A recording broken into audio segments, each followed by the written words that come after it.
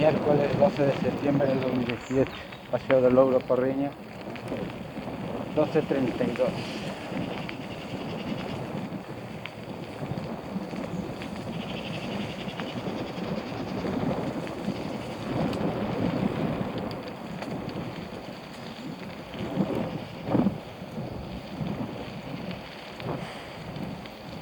Está seco.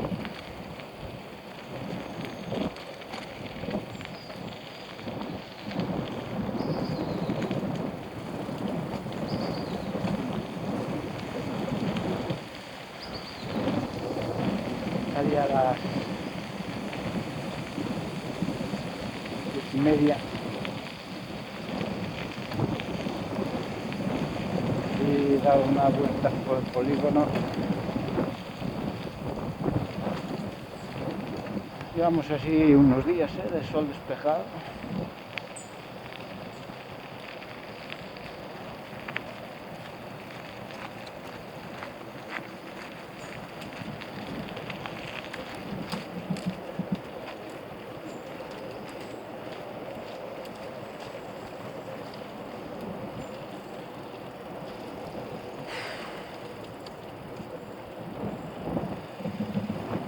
Ayer abrió